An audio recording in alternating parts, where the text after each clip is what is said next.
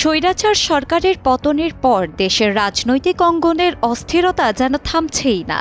সেই ধারাবাহিকতায় অন্তর্বর্তী সরকারের প্রধান উপদেষ্টা অধ্যাপক মোহাম্মদ ইউনূসের পদত্যাগের গুঞ্জন নিয়ে অস্থিরতা আরও বেড়েছে। রাজনৈতিক দল থেকে শুরু করে বিভিন্ন শ্রেণী পেশার মানুষ নানাভাবে তাদের প্রতিক্রিয়া জানাচ্ছেন। ডক্টর ইউনূস পদত্যাগ করলে দেশ যে আরও সংকটে পড়বে এ ব্যাপারে একমত সিংহভাগ মানুষ।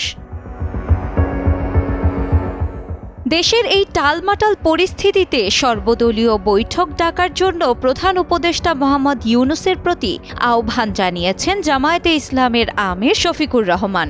তবে এ ব্যাপারে সরকারের দিক থেকে কোনো সাড়া মেলেনি। এদিকে বিএনপিও সরব হয়েছে এই ইস্যুতে। সম্প্রতি অন্তর্বর্তী সরকারের বিতর্কিত উপদেষ্টাদের অপসারণের দাবি তোলে বিএনপি। উপদেষ্টা আসিফ মাহমুদ সজীব ভুঁইয়া ও মাহফুজ আলমের পদত্যাগের দাবিতে বিএনপি নেতা ইশরাক হোসেনের সমর্থকরা বিক্ষোভ করে। এরপর ইসলামী আন্দোলন বাংলাদেশ, গণ অধিকার পরিষদ, জাতীয় নাগরিক পার্টি সহ 5টি দলের জরুরি বৈঠকে চলমান রাজনৈতিক পরিস্থিতি নিয়ে আলোচনা হয়। এদিকে তথ্য উপদেষ্টা মাহফুজ আলম তার ফেসবুক স্ট্যাটাসে পূর্বের বিভাজনমূলক বক্তব্যের জন্য দুঃখ প্রকাশ করায় পরিস্থিতি কিছুটা শান্ত হয়েছে বলে মনে করছেন বিশ্লেষকরা।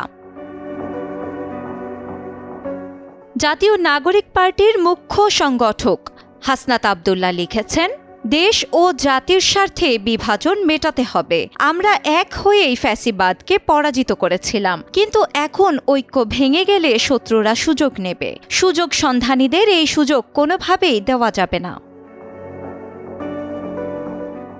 ডক্টর ইউনূসের এই পদত্যাগের ভাবনা যেন বাতাসের গতিতে ছড়িয়ে পড়ে। এর পরপরই অন্যান্য উপদেষ্টা ও রাজনৈতিক দলগুলো তৎপর হয়। তারা প্রধান উপদেষ্টাকে বোঝানোর চেষ্টা করেন। এক পর্যায়ে পদত্যাগের ভাবনা থেকে সরে আসেন অধ্যাপক ইউনূস, এমনটাই জানা গেছে বিভিন্ন সূত্রে।